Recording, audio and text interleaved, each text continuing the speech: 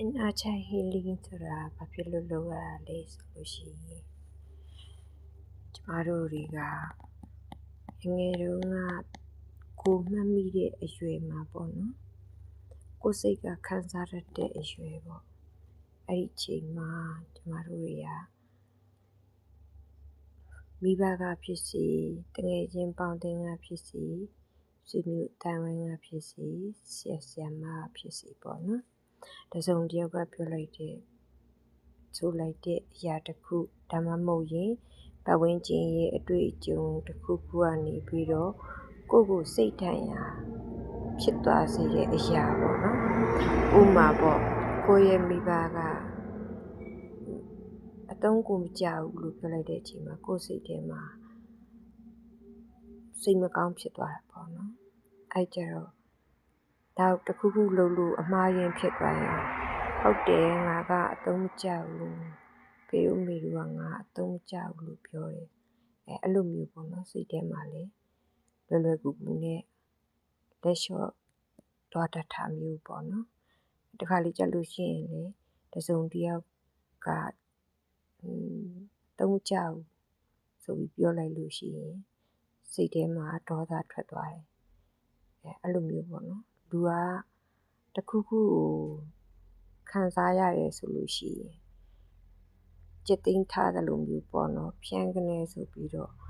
sensitive ဖြစ်တဲ့ပုံစံမျိုးပေါ့နော်အာယုံထဲမှာကြီးလာတဲ့အချိန်ကျတော့ငယ်ငယ်တုန်းကဥစ္စာကလာပြီးတော့ပေါ်တယ်ပေါ့နော်အဲ့ကြတော့ကျမတို့ကဒီကိုယ့်ရဲ့ခန္ဓာကိုယ်တွေကိုပြန်ပြီးတော့ကျမတို့တွေကအာယုံစိုက်ရတယ်ပေါ့နော်အာယုံစိုက်ပြီးတဲ့အခါကျတော့မှကျမတို့ကဘာလုပ်ရလဲဆိုလို့ရှိရင်ဒီကိုမှတ်မိတဲ့အရွယ်ကကလေးလေးပေါ့နော်ကိုတော့ကိုပဲပေါ့နော်ဒါပေမဲ့အခုကိုကဥမာထားပါတော့အသက်30 40ဒါပေမဲ့ကိုမှတ်မိတဲ့အရွယ်လေးက3နှစ်လည်းဖြစ်မယ်5နှစ်လည်းဖြစ်မယ်10နှစ်လည်းဖြစ်ရင်ဖြစ်မယ်ပေါ့အဲ့လိုမျိုးပေါ့နော်ကိုမှတ်မိတဲ့အရွယ်တစ်ခုပေါ့အရွယ်တစ်ခုကိုတွားပြီးတော့ကိုကမြင်မှတ်မိလိုက်တာပေါ့နော်မှတ်မိလိုက်တဲ့အချိန်မှာငါအဲ့ဒီကလေးလေးကိုပြန်မြင်လိုက်တာပေါ့ဒါပေမဲ့အဲ့ဒီကလေးလေးကလည်းကိုပဲဒါပေမဲ့အရင်တုန်းက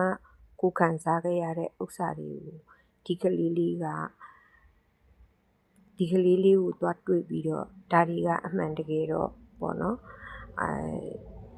တုံးမကျဘူးဆိုတာမဟုတ်ဘူးဒါကကိုယ့်ရဲ့မိဘတွေဒီကိုမောင်နှမတွေက